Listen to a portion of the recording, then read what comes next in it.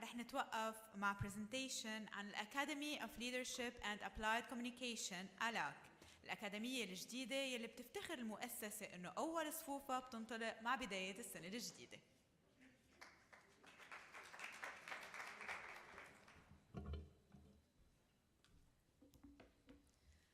Hello, Sarah Ghanima is my name. Not easy to present after Assange and before lunch. I'll do my best. My presentation will be short and sweet. I'll proudly announce to you the launch of the Academy of Leadership and Applied Communication, ALAC. But first, let's watch this report. Learn from industry experts and gain the skills you need. ALAC, a new academy for professionals working in a fast-moving world. At ALAC, we are committed to providing education techniques that encourage students to become actively involved in their learning. Whether you work in media, journalism, public relations, or leadership, ALAC will give you a head start in your career. We offer programs for 3, 6, or 9 months and craft our classes to fit the industry's demanding requisites and knowledge. ALAC, Academy of Leadership and Applied Communication. ALAC, empowering minds. لأن الريادة والتألق هدفها، تفتخر مؤسسة شيدياك بأن تعلن عن مولودها الجديد لهذا العام. ALAC الحاصل على مرسوم رخصة مدرسة تدريب مهني خاصة مصدقة من الدولة اللبنانية ومن وزارة التعليم العالي، تقدم شهادات تتوزع على مجالات عدة: العلاقات العامة، الصحافة، الريادة، فن التواصل والخطابة، التسويق وإدارة الأعمال، التصوير الفوتوغرافي والتصميم الجرافيكي وغيرها من علوم التواصل والإعلام. تهدف ALAC للوصول إلى فئات المجتمع كافة وتقديم الأفضل لها من حيث جودة المضمون والمحصول المهني الاحترافي. وبفضل دعم الواثقين والمؤمنين بهذه الرسالة، تطمح ALAC لأن يكون لها بصمتها الخاصة المتميزة، ودائما على طريقة مؤسسة شيدياك المعهد الإعلامي.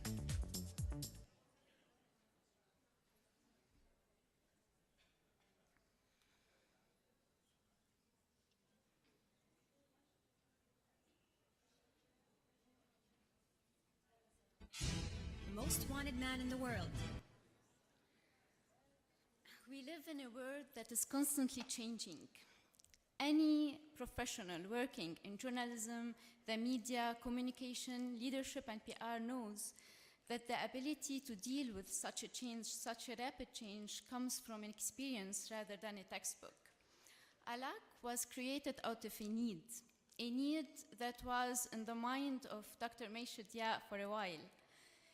After 5 years in MCF Media Institute, in direct contact with young graduates and professionals in the field of communication and leadership, then the gap was clear. Students come full of knowledge, but lack the ability to put this knowledge into practice, and they lack the skills and experience needed to excel in their field.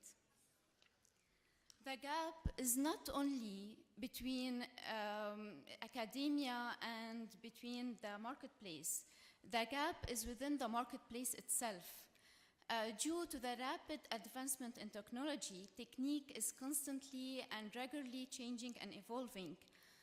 A practice-based academy is a must not only for graduates, but it's a must for professionals working in this field to be able to stay up to date and relevant in today's marketplace.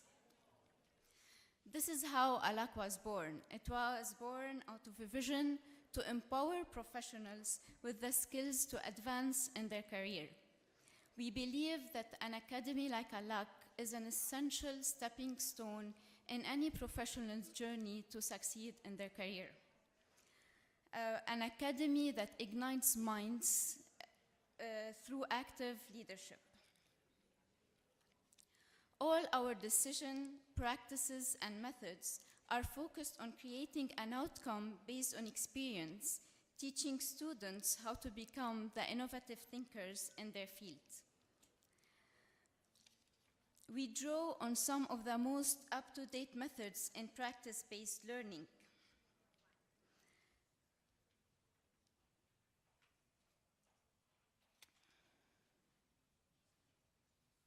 We have adopted a hands-on approach which in education lingo is often referred to as constructivist teaching.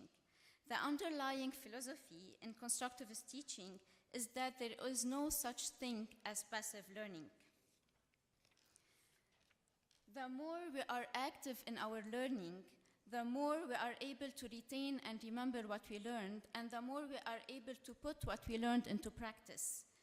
This is why when we analyze, define, create, evaluate, and engage in our learning, the more we are able to remember up to 90% out of what we learned, compared to 50% in passive learning. The benefits of such a technique is that this method is interactive. Students are active and involved in the learning.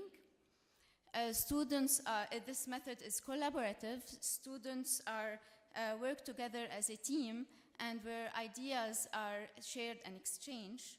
And it's a practice-based approach where students roll up their sleeves and implement what they learned, simulating a real-life experience, or in some cases, living a real-life experience.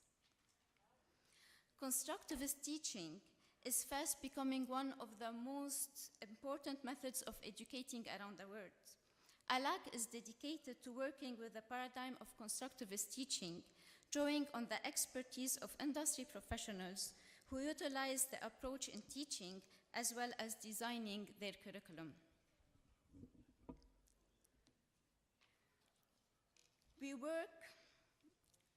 We work with some of the industry's most leading experts. Our trainers offer students the most valuable insight in their industry and support them to establish their own network, being locally, regionally, or internationally. Students come out armed with professional competence, which is proven ability to use knowledge, skills, and methodology to carry out tasks, find solutions, and complete responsibility. The Academy is government certified and offers professional development programs in 3, 6, and 9 months. Our majors are in public relations, TV broadcast, TV presenting, online journalism, photography, radio production, communication and public speaking, marketing, management, and graphic design. Students and professionals leave ALAC market ready and empowered with experience. And ALAC is empowering minds.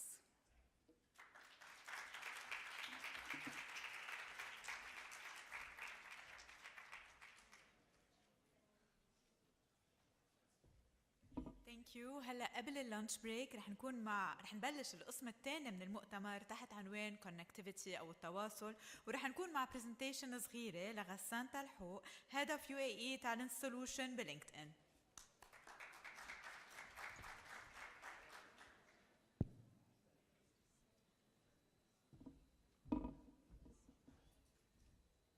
Good evening. It will be short and sweet. I'll not keep you long before lunch. Thank you, Mai, for inviting me. I'm very happy to be here. Can we roll the presentation, please? So my name is Ghassan Talhouk. I'm the head of UAE in Belington. I live in the United Arab Emirates, and I came here specifically to do my presentation, if it comes live. Today we're going to be talking about connectivity. Getting there. So, okay. Meanwhile, I'll say what I'm going to talk about.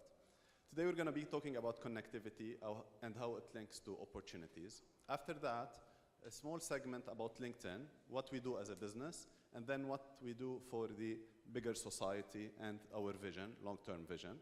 And at the end, I kept a small surprise for you. We're a company of data, so I brought in with me some data about Lebanese talents. Where are they going to, and where are they coming from in terms of countries, in terms of skills, and in terms of seniority. Yeah, I don't have more fillers.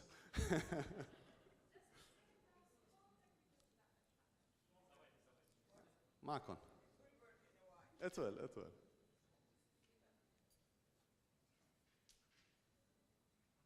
Say okay. So the reason why we want the presentation is because it has some nice representation and it makes it more interactive. But even if it doesn't work, we can still cover it. Ah, here we are. Here I come again. So my friend challenged me to start with a song. Maybe I should do that until it works. Ah, cool. Okay. So connectivity and how it relates to business opportunities. Today, with the commoditization of the internet, we created a big chunk of people being connected together. Billions of people today are connected. Couple it with the never existed before strength or size of data, the strength of computing or computing power, there are a lot of disrupting businesses that emerged. I'll start with an example, which is, next slide please, this is not working, cool. The biggest retailer store in the whole world doesn't own a single shop, and I'm talking about Amazon. At the same time, the biggest taxi company in the world doesn't own a single car, and I'm talking about Uber. All of these are disruptive technologies that only made possible because of connectivity. Biggest hotel company in the world doesn't own a single room, and I'm talking about Airbnb. Those new opportunities that were created new billionaires. Airbnb, the guy is a billionaire today, Uber guy is a billionaire today, created new opportunities, but at the same time, they took over some jobs that existed before. So today, the taxi driver lost his job to the Uber driver. Next slide, please. Is that it? Of course not. This is only the beginning. Today, we stand at the edge of the fourth industrial revolution. With a new breakthrough in nanotechnology and Internet of Things and data warehousing, big data, robotics, this is only the beginning. The same way the taxi driver lost his job to the Uber driver will lose his job to the self-driven Uber, and this is coming very soon. Internet of Things became a reality. Pretty soon, everything that can be connected to the internet will be connected. We're calling it now Internet of Everything. Your appliances will be talking with each other, will be communicating with each other. Today, your car, or in the near future, your car can tell your heater that you are on your way home. So when you reach, you have hot water, so you can get a nice shower, provided you have electricity, of course. I hope we do.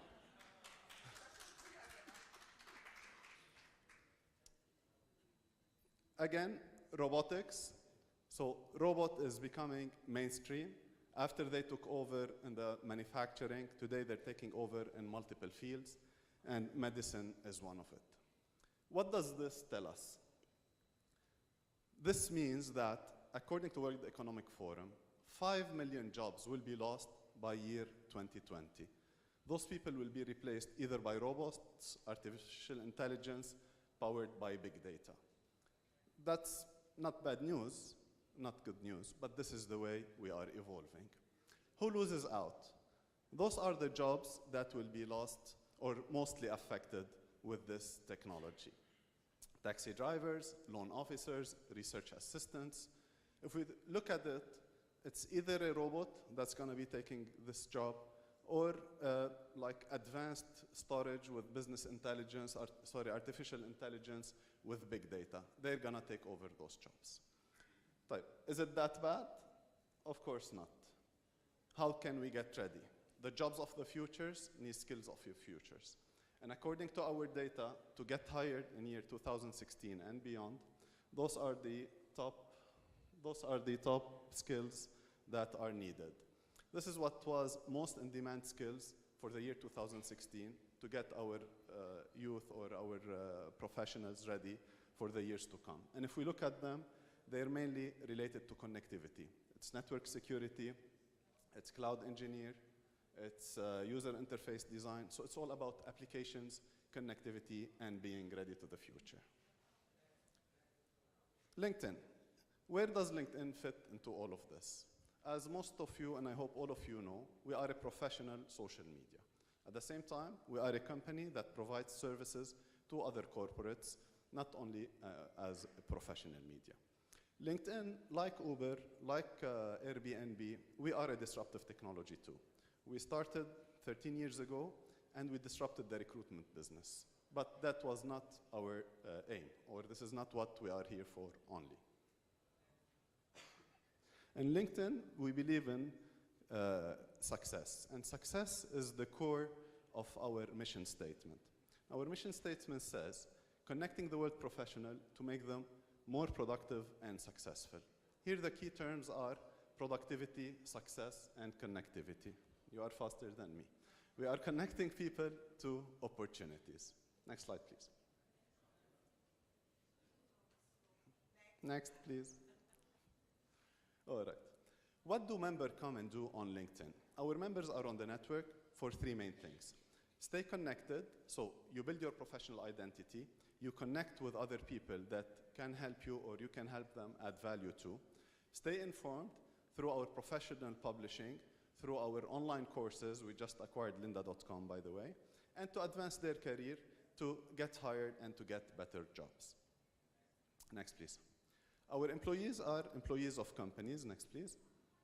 And every time you, I meant our members, every time you share something, next please, you are generating data. So every time you like, comment, publish, or share, you are generating data that flows through our network. And this data adds value not only to members, but also to companies the members work in. Next, please. So what do we do for companies? We help companies change the way they hire, market, and sell, thus the way they work.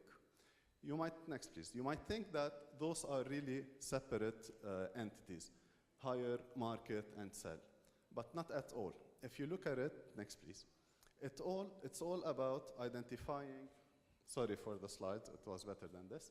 It's all about identifying a person or an opportunity, connecting with her or him, and engaging them with the right data, and then encouraging them to take action. Next, please. But this is what we do today. This is our job today, but we have a vision way much bigger than that. We have a vision that goes where those 5 million people are losing their jobs. This is where we want to be. This is who we want to help. And our mission is create economic opportunity for every single member of the workforce. This is who we are. This is what we believe in. This is what makes me wake up every morning, go to work, and be excited about what I do. What's an economic opportunity? For us, an economic opportunity is finding work for people that are looking for a job. Our youth, fresh graduates, somebody is without a job, be it he left his job, finding his first job. Excuse me.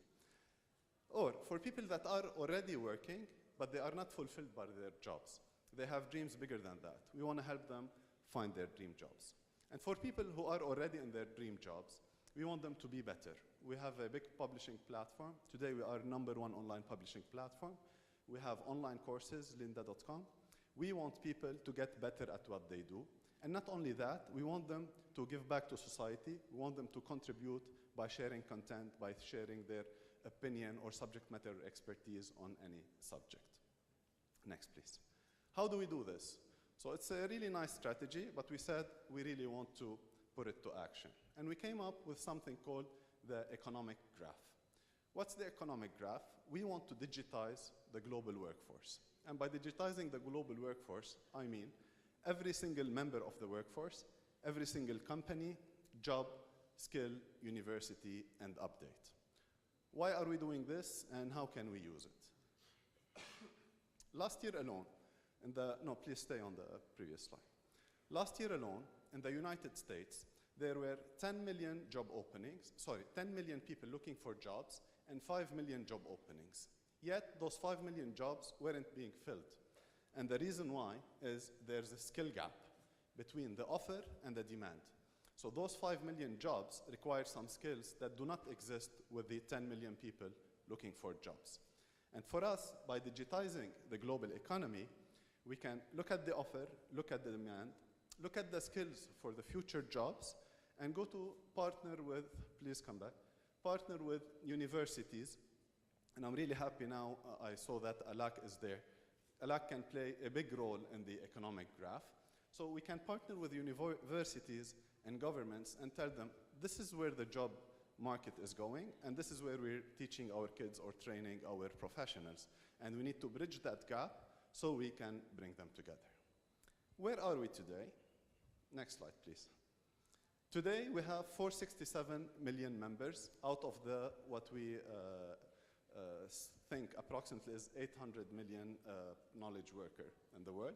We have 467 million members, 9 million active companies, 6 million open jobs, 29,000 schools, and 300,000 daily posts. So we are way ahead of where we wished we were gonna be by digitizing the global economy. Next slide, please. So by reaching those numbers, today we have enough data to help us partner with governments, partner with schools, and tell them where to direct our kids, where to direct our youth and our professional. After we realized the economic graph, back please. After we realized the economic graph here on the surprise, we want to step back and look at the capital move to where it can serve best the industry and the economy. And by capital, I mean economic capital, I mean human capital, and intellectual capital. So this is our story. This is who we are. This is how we think. And we have a lot of data to help us, help you, and help governments to reach there. As a last piece of information, I brought some data from the economic graph about Lebanon, and I'd like to share it with you just for the fun of it, and it will give you some nice insights. Next slide, please. Okay, they should go one by one to be more suspense, but it didn't work. So today we have more than 500,000 Lebanese on LinkedIn in Lebanon. Of course, outside Lebanon we have much more. They mainly come from banking, higher education, and information technology. And for those of us who live outside, we really see a lot of Lebanese in those industries. The top followed companies come from AUB, LAU, Bank Audi, and Blom Bank. And one thing we realized is Lebanese are much more active than any normal or any average LinkedIn member. So those statistics will show how active they are on LinkedIn in comparison with normal members. I know most of us want to leave the country. This is probably why. Next slide, please. This is a bit alarming, but we all know it. So for every 10 talents we import to Lebanon, we are exporting 15. So any 10 talents come to Lebanon. This is during last year, October to October 2016. For every 10 we import, we're exporting 15. And look where they are going to. I hope it works one by one. It didn't. Mainly to UAE, number 2 is US, and the third is Saudi Arabia. So those are the top importer of Lebanese talents. This is where we're going. And those are the industries they're going to: sales, operations, education, engineering, and so on and so forth. The interesting part about it is 40% people of talents leaving the country are fresh graduates or entry level. So they finish, work 1 or 2 years, and then we ship them outside. 29% in, no, please go back. 29% in senior positions, and then 18% manager, 13% directors. The nice story is some of them are coming back, like 10 out of 15. Can we go back to the next slide? And they're coming back, or talent is coming back from the same countries, UAE, US, KSA. We have a new entrant, which is Syria. So we are importing a lot of talents from Syria after what's happening there. So some of them are coming here in Lebanon. Returning Lebanese by function, again, same functions, same story. As they go, they come. But the interesting part here, if you want to look at it, is the seniority. So the biggest chunk returning back compared to the chunk leaving is in manager and director level. This is a good thing, or it could be not a very good thing. It's a good thing because they're traveling, they're getting expertise, they're getting know-how, and coming back to serve the country. But it could be, we don't have enough data, it could be those are people that went, did their career, did very well, and now they're coming back to work a few years before retirement. But anyway, we're getting them back to Lebanon. That was my story. I hope it was a good use of your time. Thank you for the invite, and enjoy lunch.